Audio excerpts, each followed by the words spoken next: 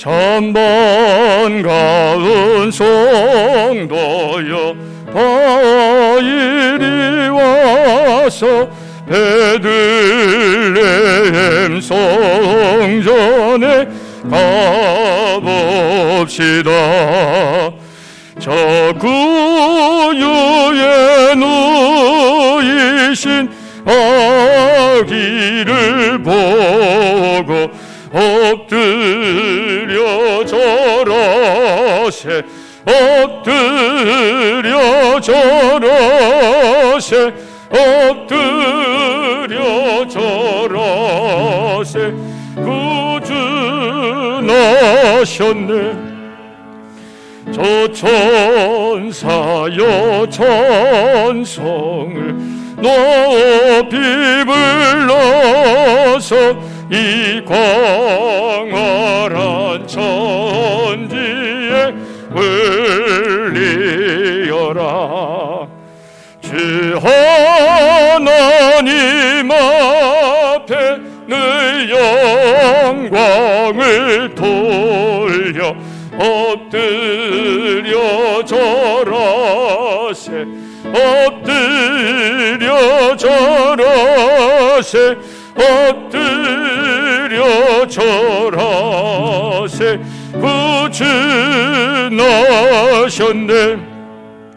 이 세상에 주께서 탄생할 때에 참신과 참사랑이 되시려고 저 동정녀 몸에서 나시었으니 엎드려 절하세 엎드려 절하세 엎드려 절하세 구주 나셨네. 여호와의 말씀이 육신을 입어 날 구워 날 구주가 되셨도다.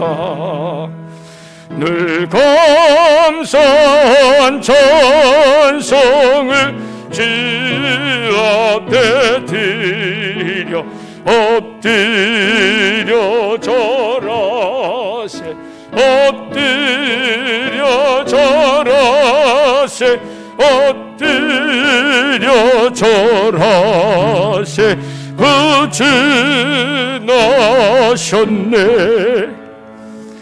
아멘. 123장 한 장 더 부르고 예배를 드리겠습니다.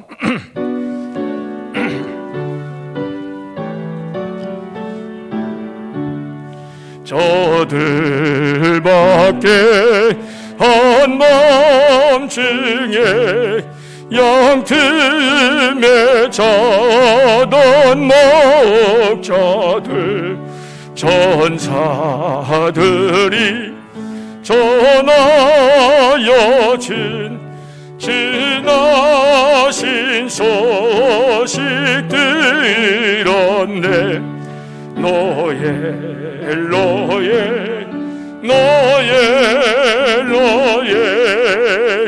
이스라엘 왕이 나하셨네. 저 동강에 별 하나가 이상한 빛을 비추어 이 땅 위에 그 영광이 나타날 징조 보였네. 노예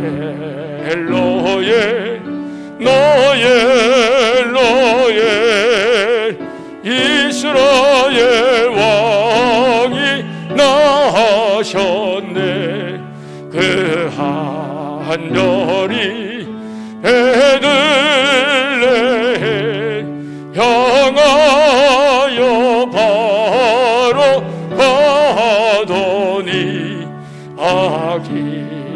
예시 누신지 그 위에 어저 멈췄네. 노엘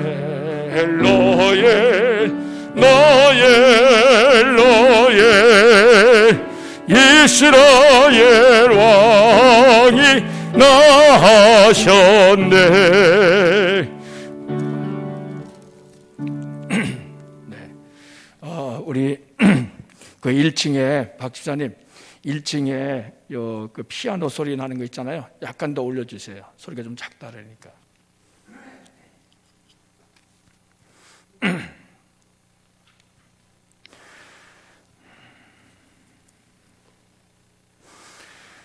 오늘은 성탄 감사절, 성탄절입니다. 이제부터 성부와 성자와 성령의 이름으로 성탄 감사 예배를 드립니다.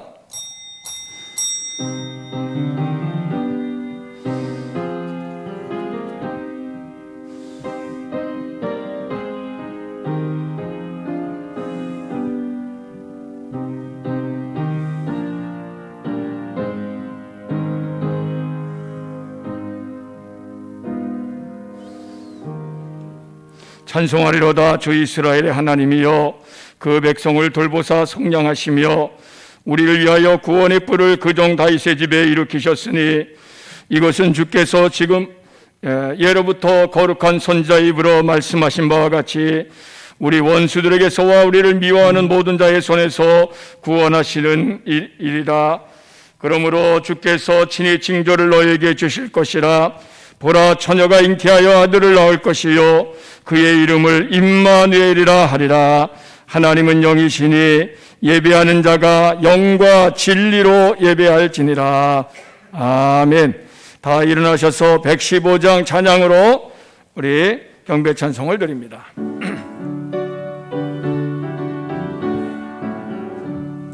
기쁘다고 주셨네.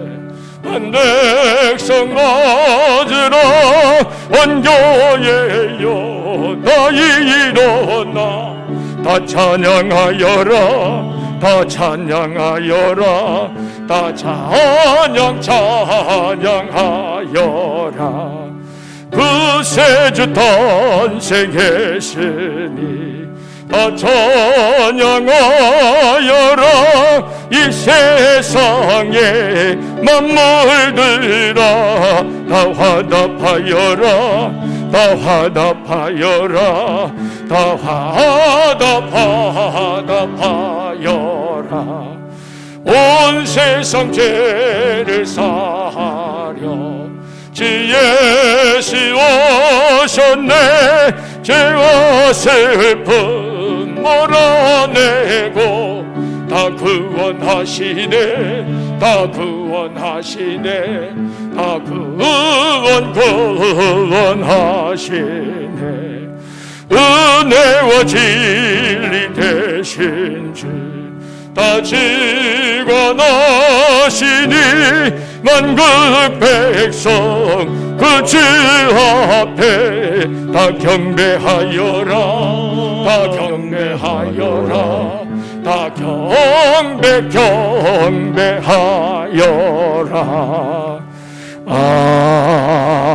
아멘. 자리에 앉으세요. 오늘의 기도를 서혜만 권사님께서 인도하십니다. 지극히 높은 곳에서는 하나님께 영광이요 땅에서는 기뻐하심을 입은 사람들 중에 평화로다.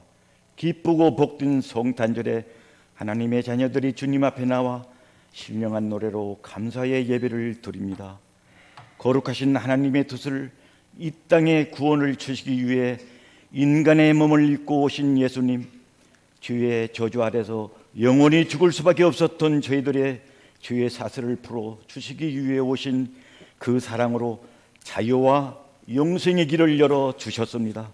참으로 영광과 감사와 찬양을 드립니다. 그러나 이 땅에는 아직도 세상의 달콤한 주와 더불어 사랑하는 저희들 모습이 현존하고 있습니다. 그에 반해 눈에 보이지 않는 코로나가 온 세상을 휘젓고 다닙니다. 사람들은 얼굴을 볼 수 없도록 마스크를 씁니다. 사람을 만나면 이리저리 피해 다닙니다. 코로나는 세상을 바꾸려는 듯 우리의 주님께서 주신 고귀한 영혼을 못살게 흔들어 놓고 있습니다. 우리들의 영혼이 감옥에 갇혀 있는 것처럼 답답합니다. 우리의 일상을 정상적으로 마음껏 주님께 찬양드리며 되돌리고 싶은데 마음대로 아니 됩니다.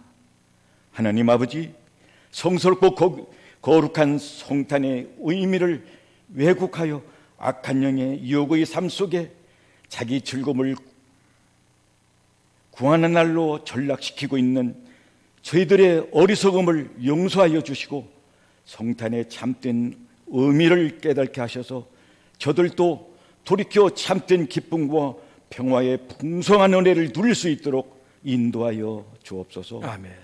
평소의 삶이 찬양과 기도로 감사의 예배가 되는 축복을 도하여 주옵소서. 사랑하는 목사님을 통하여 말씀을 들을 때 우리의 마음이 예수 그리스도로 말미암는 임마누엘의 기쁨이 충만한 시간 되게 하옵소서.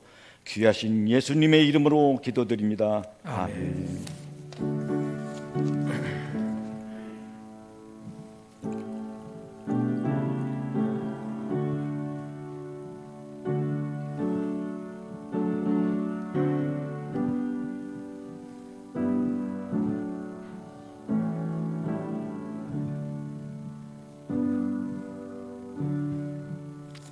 찬송가 111장을 다 같이 함께 찬양합니다. 111장입니다.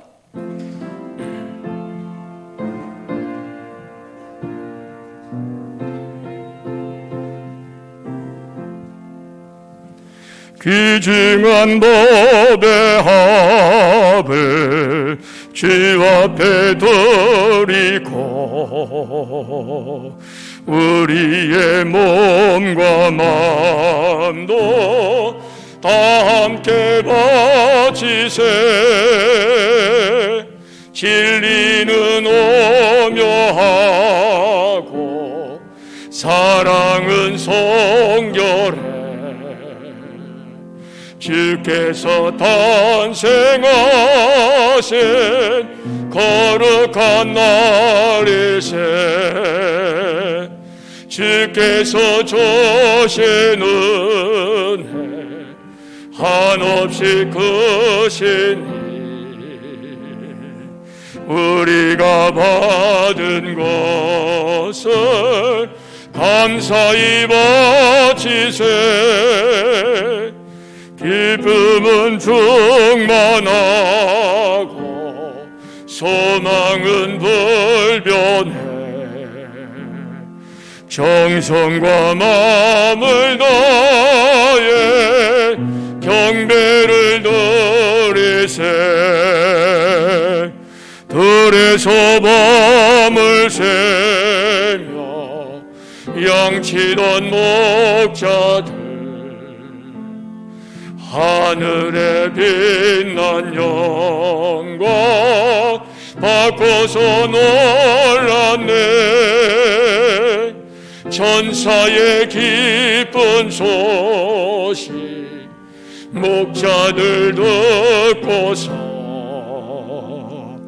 여자와 경배하며 영광을 돌렸네.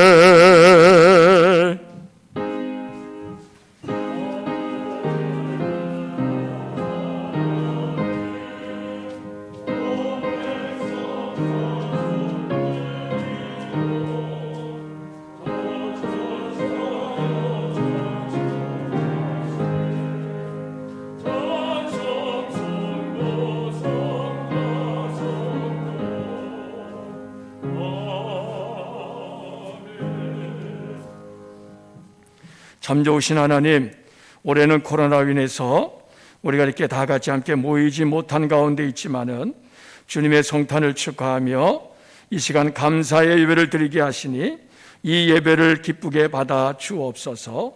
특별히 우리 자신을 우리 하나님 앞에 거룩한 산 제물로 드리기를 원합니다. 주여, 이 시간 우리가 드리는 이 예배가 몸만 나왔다 돌아가는 예배가 아니라 온전히 우리 자신을 드림으로 하나님이 연락하시는 복된 예배가 되게 하여 주옵소서. 이 시간 하나님 앞에 우리 자신과 함께 예물을 드립니다. 성탄 감사 예물을 드립니다. 언제나 저희들의 마음에 주님을 모시고 우리 주님과 함께 동거동행하며 이 땅에서 우리 주님이 주시는 참된 생명과 구원의 역사를 이루어가는 사랑하는 모든 성도들의 가정과 저희들의 산업과 저희들의 자녀손들과 삶이 되도록 하나님께서 은혜 내려 주시옵소서. 아버지 하나님, 이 시간에 11조를 드립니다. 주와 더불어 먹고 마시는 가정들 소득의 11조를 구별하여 드릴 때에 날마다 하나님께서 저들의 모든 삶을 책임져 주시고 때를 따라 필요한 것으로 내려 주시어서 주 안에서 부족함이 없게 하여 주시옵소서. 이 시간 우리가 드리는 이 예물을 주님께서 기쁘게 받아 주시옵소서. 또한 봉헌위원으로 안내위원으로 또한 우리 자신을 하나님 앞에 드리는 사랑하는 성도들의 그 손길이 있습니다. 주님께서 기쁘게 받아 주시옵소서. 예수 그리스도의 이름으로 감사하며 축복 기도드리옵나이다. 아멘. 성경 말씀을 봉독합니다. 오늘 주시는 말씀은 누가복음 2장 1절에서 7절까지의 말씀입니다. 누가복음 2장 1절에서 7절까지입니다. 우리 이 말씀을 다 같이 한 목소리로 함께 봉독합니다. 그때에 가이사 아구스도가 영을 내려 천하로 다 호족하라 하였으니 이 호족은 구레뇨가 수리와 총독이 되었을 때에 처음 한 것이라. 모든 사람이 호족하러 각각 고향으로 돌아가며 요셉도 다윗의 집 족속이므로 갈릴리 나사렛 동네에서 유대를 향하여 베들레헴이라 하는 다윗의 동네로 그 약혼한 마리아와 함께 호적하러 올라가니 마리아가 이미 잉태하였더라. 거기 있을 그때에 해산할 날이 차며 처자들을 낳아 강보로 싸서 구유에 뉘었으니 이는 여관에 있을 곳이 없음이로라. 아멘. 이 시간에는 우리 영상 특성을 함께 보시겠습니다.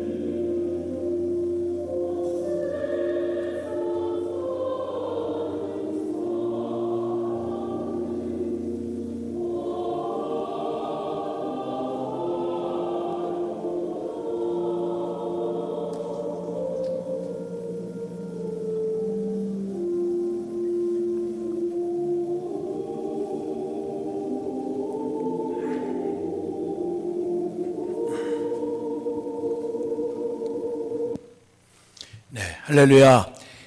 오늘 성탄절을 맞아서 이 시간 나오신 여러분들을 우리 주님의 이름으로 사랑하고 축복합니다. 우리 서로 축복하는 인사를 함께 나누겠습니다. 할렐루야. 주님의 이름으로 사랑하고 축복합니다. 네, 지금 이 코로나 때문에 연말 연시 또 내년 1월 3일까지 이렇게 특별 또 기간으로 해서 이 사적 모임은 5명 내로 미만으로 이렇게 규정이 되어 있죠. 근데 우리 교회의 이 종교 활동은 비대면이 원칙이지만은 20명 미만까지는 같이 모여서 예배를 드리는 것이 지금 허용이 되어 있습니다. 그러니까 여러분들께서 어려운 때지만은 이렇게 하나님 앞에 예배할 수 있는 것이 은혜임을 알고 오늘 하나님이 주시는 풍성한 은혜가 저와 여러분들에게 충만하게 임하는 그러한 시간이 되시기를 바랍니다. 우리는 이 성탄절이 되면 이제 이 트리 장식을 하잖아요. 우리 교회는 지금 이렇게 간단하게 트리 장식만 하나 이렇게 했습니다만은 이 서양은요, 성탄절이 되면은 이 성탄 트리 장식을 아주 화려하게 그리고 아주 멋있게 꾸밉니다. 어느 목사님이 사시던 그 인근 마을에 세계적으로 유명한 크리스마스 트리 마을이 있답니다. 그래서 이제 이 목사님이 그 마을을 방문해서 가보니까 그 마을은 성탄절을 앞두고 한 달 동안은요, 한 달 동안은 마을 전체가 지붕 꼭대기에서부터 이 주춧돌까지 아주 집 전체를 다 크리스마스 트리로 장식을 한답니다. 그 조명을 또 이렇게 밤에 밝혀놓는데 얼마나 휘황찬란하고 멋있는지 관광객들이요, 전국에서 몰려오는데 이 한 해 동안에 뭐 수십만 명이 온대요. 그 정도로 유명한 이 성탄 트리 장식하는 마을이에요. 그래서 이제 이 목사님이 그 중에 제일 멋있게 잘한 집 주인을 만나서 물어봤답니다. 당신 집이 이 중에서 그래도 제일 트리 장식을 멋있게 잘했어요 하고 칭찬하니까 이 사람이 좋아하면서 그러면서 우리 가족은 이 때만 기다리며 삽니다. 해마다 많은 사람들이 우리가 만든 이 성탄절 트리 장식을 보고서 집 앞에 와서 즐거워하고 기쁜 모습을 보면은 그러면 우리는 너무나도 마음이 좋습니다. 그래서 가족들이 어떻게 하면 더 예쁘게 멋있게 그리고 사람들에게 그 감동을 줄 수 있는 그러한 성탄 트리를 장식할 것인가 이렇게 아이디어를 짜내고 그리고 무척 노력한답니다. 그렇게 얘기를 하더랍니다. 그래서 이 목사님께서 물어보셨대요. 당신은 예수님을 믿으십니까? 물어보니까 이분이 대답하기를 아닙니다. 안 믿는다는 거예요. 그래서 그런데 왜 이것을 하십니까? 그랬더니만 이분이 하는 얘기가 이렇게 하면은 사람들이 보고 기뻐하고 즐거워하고 또 그런 모습을 보면은 나도 즐겁고 기쁘기 때문에 하는 겁니다. 이렇게 대답을 하더래요. 여러분, 이분들에게 있어서 이 크리스마스는 그냥 즐기는 날이죠. 그리고 크리스마스 장식은 사람의 눈을 즐겁게 하는 그러한 볼거리가 되는 거지요. 거기에 뭐가 없냐면은 성탄절의 주인공인 예수님이 안 계시는 거예요. 예수님이. 여러분, 올해는 코로나 때문에 우리가 정말 이 성탄절도 아주 조용하게 지낼 수밖에 없는 상황이 됐기 때문에 아마 미국의 성탄절 크리스마스 트리 마을도 올해는 아마 조용하게 지나가지 않을까 그렇게 생각이 되긴 합니다. 근데 모르죠. 또 어떻게 했는지. 그런데 여러분, 오늘 우리의 성탄절은 어떤가? 저와 여러분들의 성탄절은 과연 어떠한 성탄절인가? 과연 예수님을 모시고 우리가 이 성탄절을 축하하고 기뻐하고 있는가? 과연 우리에게는 예수님이 계신가 하는 이러한 질문을 우리가 던지지 않을 수가 없습니다. 오늘 본문의 말씀이 바로 거기에 대한 말씀이에요. 그런데 오늘 본문에 보면은요, 이 예수님의 아버지 요셉 그리고 어머니 마리아, 이 두 사람이 사실은 아직 결혼하지 않은 상태예요. 약혼한 상태인데, 그런데 그 성령으로 마리아가 잉태했잖아요. 성령으로, 하나님의 능력으로. 그래서 요셉이 애초에 이 마리아가 잉태한 것을 알고 자기 애가 아니니까 처음에는 조용히 관계를 정리하려고 했습니다. 그런데 꿈에 천사가 나타나서 마리아 데려오기를 무서워하지 말아라. 성령으로 잉태한 것이다. 그에게서 이스라엘을 구원할 메시아 예수가 나신다. 너 데려와라. 그래가지고 요셉이 순종해서 데려왔습니다. 데려와서 아이를 낳기까지 동침하지 않았어요. 그런데 그 사이에 그 로마 황제가 세금을 정확하게 걷기 위해서 각각의 고향으로 돌아가서 호적을 하라고 명령을 내려요. 그래서 요셉이 베들레헴 사람이기 때문에 호적하러 베들레헴으로 찾아갑니다. 그런데 사람들이 그때 너무나도 많이 모여들어가서 복잡했기 때문에 방을 구할 수가 없었어요. 이미 마리아는 배가 불러가지고 해산할 날이 오늘 내일 하는 그러한 상황이에요. 그런데 방이 없으니 어떡합니까? 그 짐승들이 이렇게 거하는 그곳에 거기다가 자리를 잡고 거기서 출산을 한 거예요. 그리고 낳은 아기를 어디에 두었냐면 구유에 두었다. 오늘 성경이 이렇게 말씀하죠. 자, 우리 오늘 본문의 말씀 누가복음 2장 6절 7절을 다시 한번 읽어보실까요? 같이 함께 읽겠습니다. 거기 있을 그때에 해산할 날이 차서 첫 아들을 낳아 강보로 싸서 구유에 뉘었으니 이는 여관에 있을 곳이 없음이로라. 예수님이 구유에 뉘었다 그랬잖아요. 구유, 짐승들 먹이통, 여물통, 그게 구유 아닙니까? 그 구유에 예수님이 태어난 그 아기 예수를 거기에다가 이렇게 뉘은 거예요. 구유가 아마 좀 그래도 그 아기를 뉘을 만하게 이렇게 둥그스름하게 아마 되지 않았을까 그렇게 생각이 됩니다. 거기에 뉘었단 말이에요. 근데 거기에 그 아기 예수를 뉘은 이유가 뭐라 그랬습니까? 이는 여관에 있을 것이 없음이로라. 여관에 있을 것이 없어. 원래 여관이라고 하는 데는 이렇게 이 나그네들이 와서 하룻밤 잠자고 가는데 이 요셉과 마리아도 사실은 여관에 방이 있으면 거기 들어가서 하룻밤 자면서 그러면서 거기서 해산을 할 수 있었을 텐데 방이 꽉 차가지고 여관에 있을 곳이 없었어요. 그래서 그 짐승들이 잠자는 그곳에서 같이 그 자리를 펴고 거기서 해산을 할 수밖에 없었고 구유에 아기 예수를 뉘을 수밖에 없었다. 그런 얘기입니다. 자, 그래서 오늘 제가 말씀의 제목을요 이렇게 잡았습니다.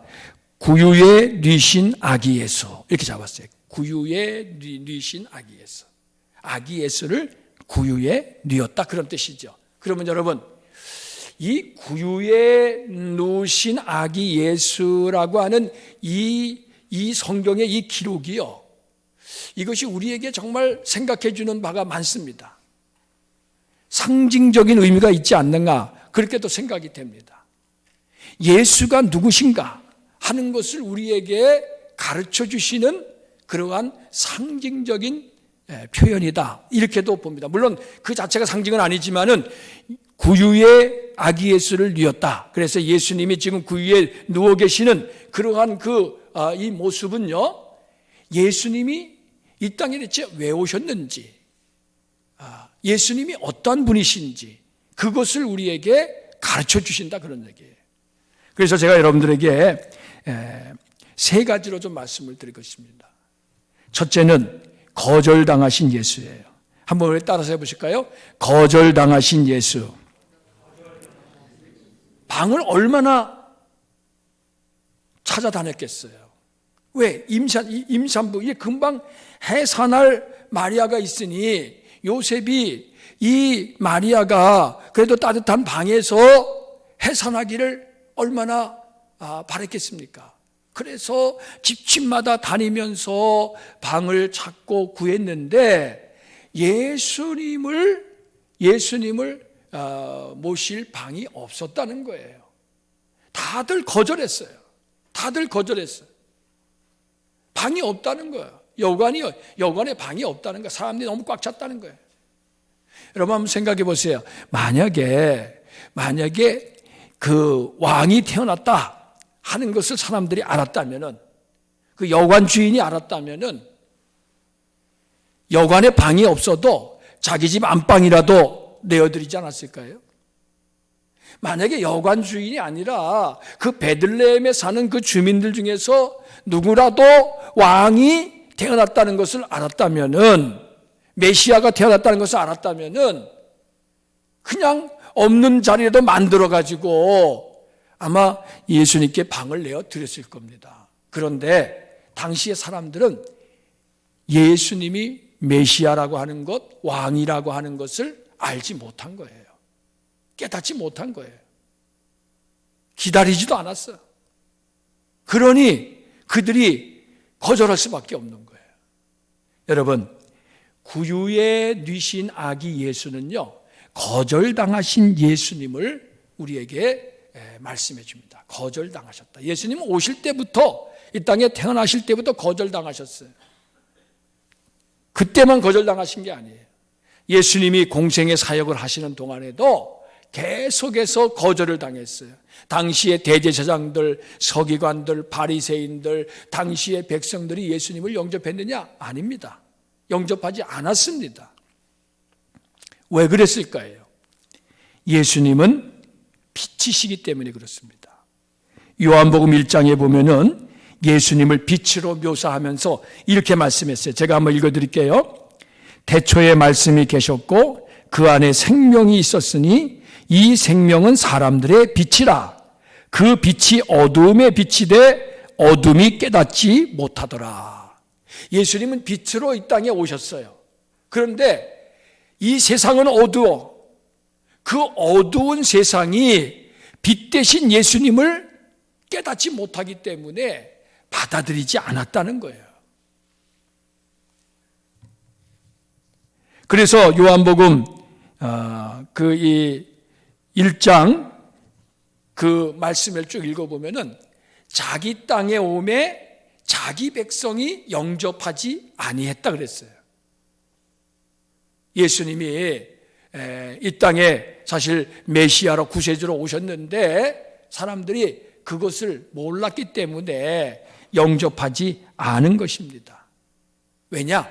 그때 당시에 사람들의 마음은 어둠이 가득 차 있었어요. 여러분 생각해 보세요. 어둠 속에 있을 때 사물이 분별됩니까? 어둠 속에 있을 때 여러분들 제대로 길을 갈 수가 있습니까? 어둠 속에 있을 때 여기가 어딘지 여러분들 방향을 분간할 수 있습니까? 불가능합니다. 어둠 속에 있으면은요, 우리는 길을 잃고 방황하고 헤맬 수밖에 없고, 어둠 속에 있다가는 가다가 걸려 넘어지기도 하고, 잘못하면 머리가 깨질 수도 있고, 다칠 수도 있고 심지어 죽을 수도 있어요. 예수님 당시에 사람들의 마음에는 죄로 인해서 어두움이 가득 차 있었어요. 그것을 로마서 2장에서는 이렇게 말씀합니다.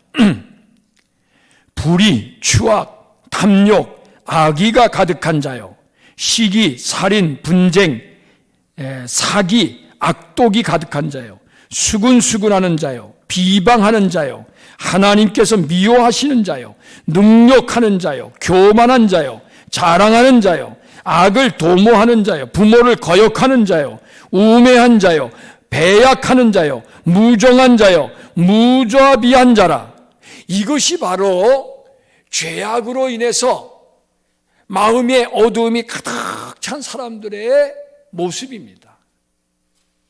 여러분, 그것이 그때만 그렇겠습니까?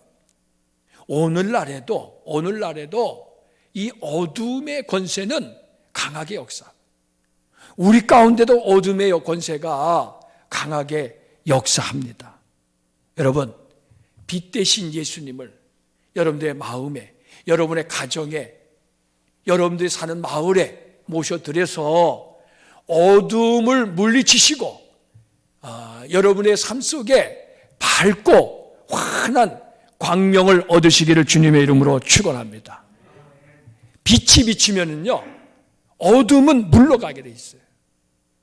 아무리 어둡고 깜깜해도요, 빛이 한 줄기 탁 비치는 순간에 어둠은 어느새 사라지는지 모르게 사라져 버리는 거예요. 우리의 힘으로는 죄와 사망의 권세를 이길 수가 없어요.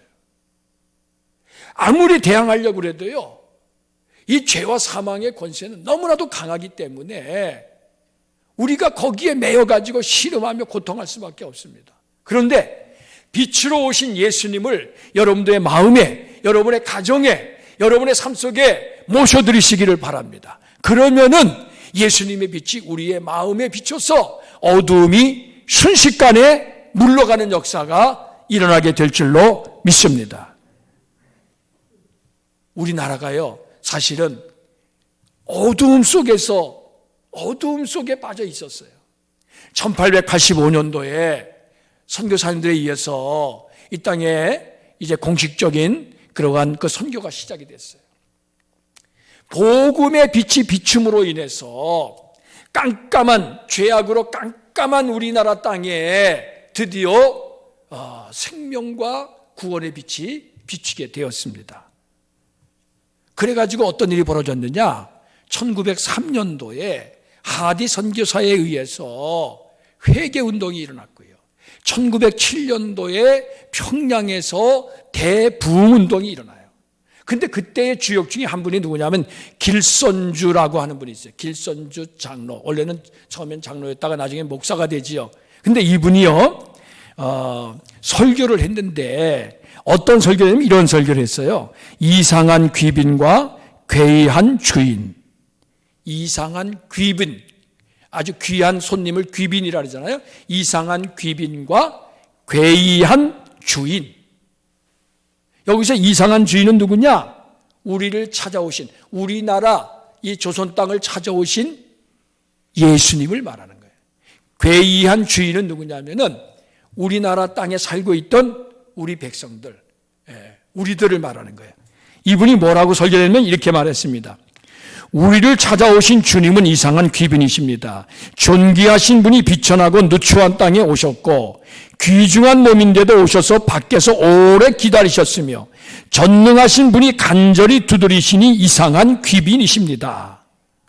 그런데 우리는 이와 같은 귀빈을 맞아들이지 않으니 괴이한 주인입니다.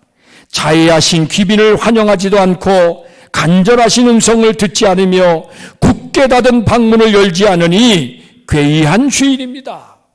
이렇게 설교하면서요, 이 길선주 목사님이 마지막에 이렇게 큰 소리로 외치셨어요. 문을 열라! 문을 열라! 문을 열고 환영하라! 이렇게 외쳤어요.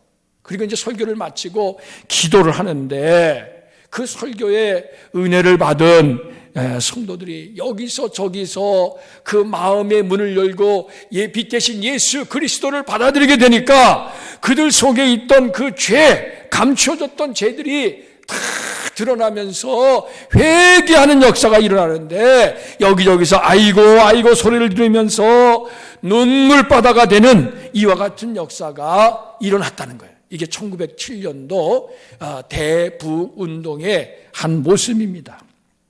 여러분, 빛으로 오신 예수님을 여러분의 마음에 이 시간 모셔드리시기를 바랍니다. 우리의 마음에 죄악의 어둠이 순식간에 물러가고요, 회개하는 역사가 나타나고 하나님이 주시는 참된 자유와 평화가 임하게 될 줄로 믿습니다. 구유에 누신 아기 예수, 첫째는 거절당하신 예수다. 왜? 빛으로 오셨기 때문에, 어둠이 모르기 때문에. 그 두 번째 예수님은 어떠한 예수님이냐? 낮아지신 예수예요. 한번 따라서 해보세요. 낮아지신 예수. 여러분, 구유에 누셨다 그랬는데 그 구유가 아까 얘기했지만 그 짐승 먹이 여물통 아닙니까? 여러분, 짐승우리잖아요. 짐승우리. 물론 짐승우리가 집 바깥에 따로 있었던 건 아니에요. 그때 당시에 그 상황은요, 이렇게 집이 있으면은요, 안방, 그리고 부엌, 그리고 그 한기통이에 짐승들도 들어와 가지고 같이 거기서 겨울을 나는 거예요. 그때 겨울이니까. 그런데 지저분하지 아무래도.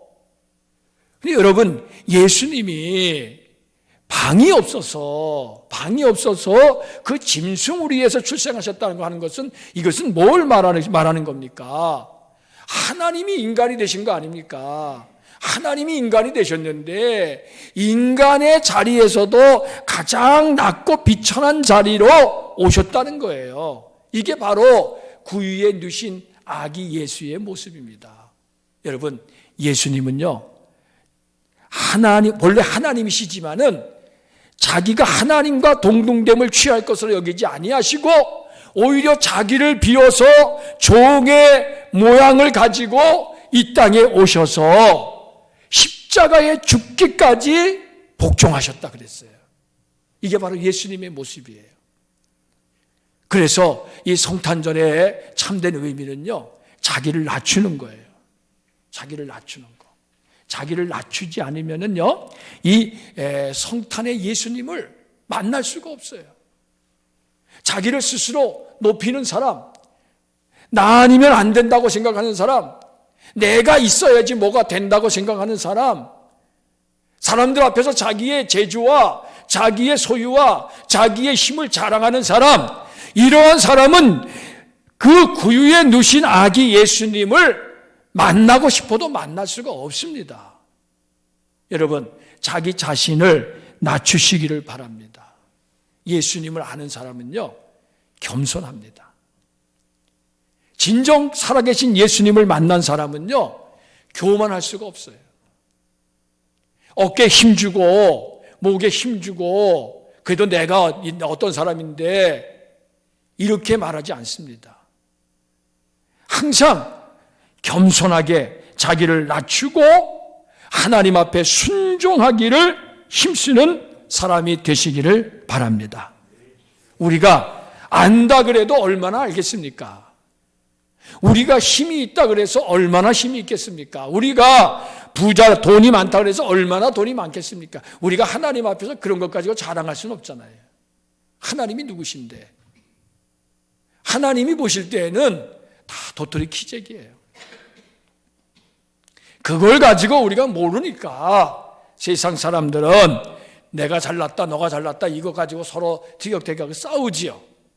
근데 그러한 속에서는 예수님이 안 계십니다. 여러분, 겸손한 마음으로 나 자신을 낮추시기를 바랍니다.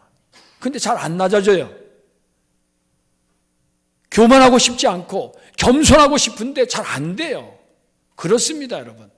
그렇기 때문에 우리는 날마다 자기의 정과 욕심을 십자가에 못 박는 삶을 살아가야 될 줄로 믿습니다. 그게 자기를 낮추는 훈련이에요. 내 안에 더럽고 추한 것들이 있다는 것을 깨달아야 돼요. 내 안에 욕심과 그리고 그 교만이 있다는 사실을 우리가 깨달아야 돼요. 여러분, 나는 그래도 괜찮은 사람이다, 이 정도면 나는 그래도 정말 멋있는 사람이다, 천만의 말씀입니다. 우리는 하나님 앞에서 죄인입니다. 우리는 이 죄와 허물로 죽었던 우리를 예수님께서 이 땅에 오셔서 십자가의 보혈로 살려주신 거지요. 그렇기 때문에 우리는 하나님 앞에서 우리 자신을 자랑하거나 주장할 수는 없는 거지요. 언제든지 겸손하게 나를 낮추고 그리고 다른 사람들을 높여주세요. 자꾸 깎아내리려고 하지 말고, 비판하고 정죄하지 말고. 지금 우리 사회는요, 이렇게 보면은 서로 이렇게 갈라져 가지고 어떻게 하면 상대방을 헐뜯고 상대방이 하는 모든 일들은 다 믿고 잘못됐고 다 이렇게 대적하고, 그래서 사실 우리나라가 이렇게 혼란스럽고 그리고 어려운 가운데 있습니다. 여러분, 이것을 구유에 누이신 아기 예수를 모시고 살아가는 저와 여러분들이 정말 겸손하게 우리 자신을 낮춰서, 그래서 이 세상을 정말 살기 좋은 아름다운 세상으로, 평화의 세상으로 만들어 가시기를 바랍니다. 자, 그리고 마지막으로 한 가지, 구유에 누이신 아기 예수가 우리에게 무엇을 말씀해 주느냐, 한번 따라서 해보세요. 생명의 떡이 되신 예수. 예수님이 뭐가 되셨다고요? 생명의 떡. 여러분, 구유라고 하는 것은 아까 얘기했죠? 짐승의 여물통입니다. 짐승의 먹이통이에요. 거기 안에 있는 거는요, 짐승들이 먹이에요. 짐승들이 먹는 거예요. 그걸 여물을 먹음으로써 짐승들이 생명을 얻는 겁니다. 마찬가지로 예수님이 그 위에 누셨다는 것은 뭘 말하는 겁니까? 예수님이 이 땅에 생명의 떡으로 오셔서 누구든지 예수님을 먹는 자는 영생을 얻게 하시는 하나님의 은혜를 우리에게 말씀해 주시는 거예요. 예수님께서 말씀하셨습니다. 나는 생명의 떡이다. 나는 생명의 떡이다. 그러면서 요한복음 6장에 오병이어 떡 5개 물고기 2마리를 가지고 5,000명을 먹이고도 12광들이 남게 거둔 그 기적을 예수님이 행하셨는데, 그 다음날 사람들이 예수님한테 또 찾아온 거예요. 막 몰려왔어요. 그때 예수님께서 뭐라 했냐면, 너희가 나를 찾은 까닭은 표적을 본 까닭이 아니라 떡을 먹고 배부른 까닭이다. 사람들이 그 굶주리고 그리고 배고픔을 예수님이 채워주시니까, 야, 이 예수를 쫓아가면은 우리가 이 떡의 문제, 이 경제적인 문제, 이거 해결받을 수 있다. 이 사람 왕으로 삼아야 된다. 그런 마음이 있었던 거예요, 사실 그때 당시에. 그러나 예수님은 우리의 육신의 배고픔을 채워주려고 오신 분이 아닙니다. 예수님은 우리의 영혼을 구원해 주시기 위해서 이 땅에 오신 분이에요. 예수님이 뭐라고 말씀하셨냐면은, 나는 하늘에서 내려온 살아있는 떡이니 사람이 이 떡을 먹으면 영생하리라. 내가 줄 떡은 온 세상의 생명을 위한 내 살이니라. 내 살을 먹고 내 피를 마시는 자는 영생을 가졌고 마지막 날에 내가 그를 다시 살리리니 내 살은 참된 양식이요 내 피는 참된 음료로다. 여러분, 예수님이요, 생명의 떡이 되신다는 것은요, 우리에게 무슨 있는 거 떡 만들어서 주시고 돈으로 주시고 이래서 그런 게 아니라 자신의 몸을 우리를 위해서 산 제물로 드리셨다는 거예요. 우리를 위해서 살을 찢어주시고 우리를 위해서 피를 흘려주셨다는 거예요. 그래서 누구든지 예수께서 나를 위해서 십자가에 피 흘려 고난받으시고 죽으셨음을 믿는 자마다 멸망치 않고 영생을 얻게 하셨어요. 이게 바로 예수 그리스도를 통해서 하나님이 우리에게 주신 놀라운 구원이라는 사실을 믿으시기를 바랍니다.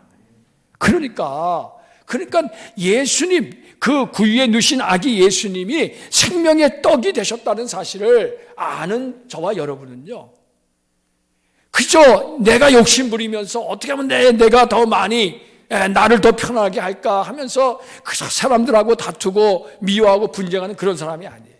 자기 것을 이웃을 위해서 아낌없이 나누어 줄 수 있고 나 자신의 몸을 희생하고 목숨까지도 영혼 구원을 위해서 바칠 수 있는 사람이 바로 구유에 누신 아기 예수를 모신 사람입니다. 저와 여러분들이 바로 그러한 사람이 되시기를 주님의 이름으로 축원합니다. 이제 결론을 말씀드립니다. 여러분, 성탄의 주인공은 예수님이에요. 우리가 그냥 먹고 마시고 즐기라고 있는 성탄절이 아닙니다. 화려한 장식을 보면서 정말 멋있다고 박수치고 그 앞에서 사진 찍고, 여러분 그러라고 사실은 성탄절이 있는 것은 아니잖아요. 그런데 오늘날 이 성탄절이 너무나도 변질됐어요. 너무나도 상업화됐어요. 사람들은 예수님 없는 성탄절을 즐겨. 그러나 여러분, 정말 이 땅에 오신 예수님을 마음에 모셔드린 사람은요, 예수님처럼 날마다 빛 가운데 살아가기를 원하고 이 땅에 어두움을 밝히는 작은 등대, 작은 촛불이 되어서 어떻게 되든지 이 어둠의 영혼들을 구원하는 일을 위해서 힘쓰게 됩니다. 뿐만이 아니라 자기를 낮춰서 그 일을 위해 자기를 낮추고 겸손하게 하나님 앞에 순종하고, 그리고 하나님의 뜻을 따라서 자기의 정과 욕심을 십자가에 못 박는 그러한 삶을 힘쓰게 되고요. 그리고 그뿐만이 아니라 스스로 자기 자신을 생명의 떡으로 주신 예수님처럼 우리도 이웃을 사랑하고, 그리고 영혼을 사랑하는 마음으로 자기를 희생하고, 그리고 헌신하는 삶을 살아가게 될 줄로 믿습니다. 저와 여러분이 바로 그러한 사람이 되시기를 주님의 이름으로 축원합니다. 우리 오늘 주신 말씀을 붙잡고 묵상하면서 함께 기도하는 시간을 갖도록 하겠습니다.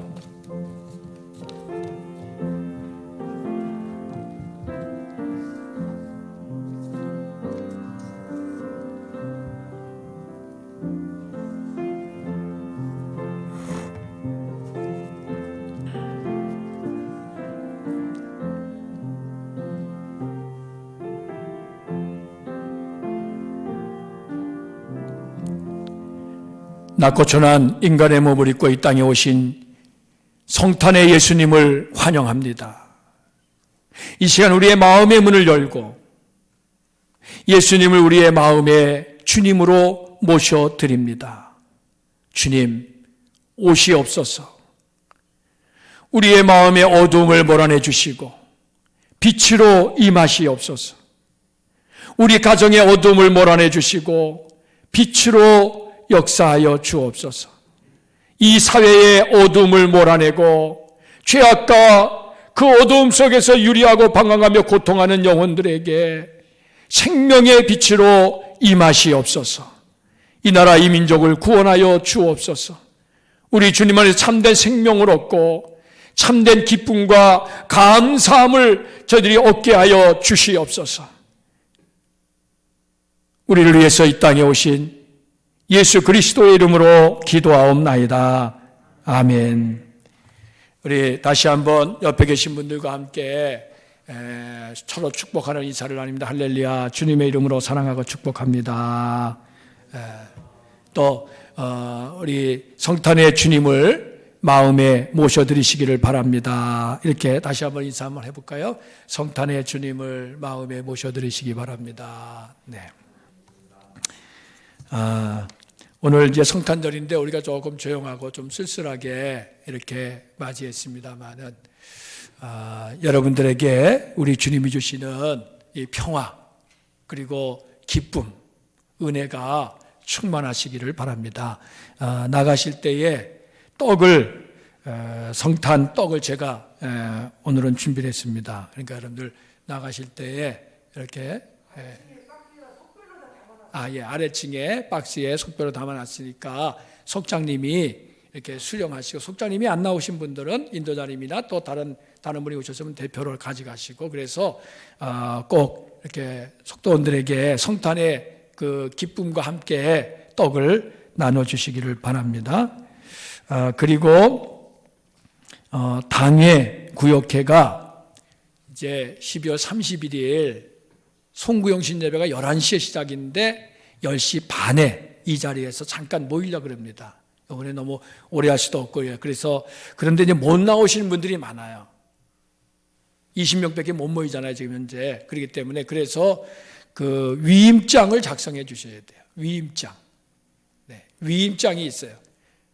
지금 그 여기 안 가져오셨죠? 저 아래 그 1층에 있는데 이따 끝나고 나서 내려가자마자 이 하랑떡 카페에다 갖다 놓으시고요. 그래서 여기 오신 분들 중에서 송구영신 예배 그 당회 참석 못 하시는 분들, 구역회 참석 못 하시는 분들은 구역회 이임장이 따로 있고 그다음에 당회 이임장이 따로 있습니다. 그 밑에 이름 쓰시고 그다음에 전화번호 쓰고 자기 사인하는 거 있어요. 그거 여러분들 꼭 해주시기 바랍니다. 그래야 위임 받아서 우리가 이 당회와 구역회를 진행해 나가도록 하겠습니다. 네. 네, 이제 우리 다 같이 일어나셔서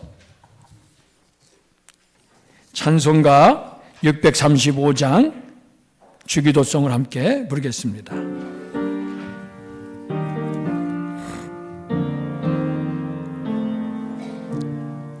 하늘에 계신 아버지 이름 거룩하사 주님 나라 임하시고 뜻이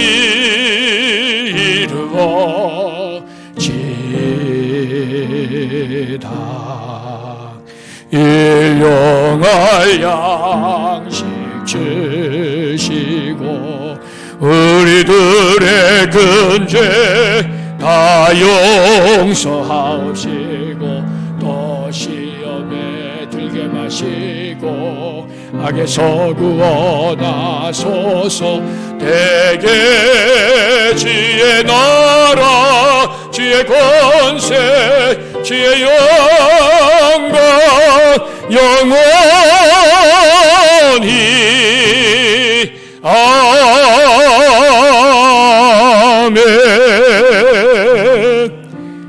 예수 그리스도의 은혜와 하나님의 사랑과 성령의 교통하심이 성탄절을 맞이하여 구유에 누신 아기 예수를 마음에 모셔드리고 이 어둠의 세상을 향하여 빛으로 나아가는 사랑하는 성도들 가운데 이 나라 이 민족 위에 영원히 항상 함께 하시기를 축원하옵나이다. 아멘.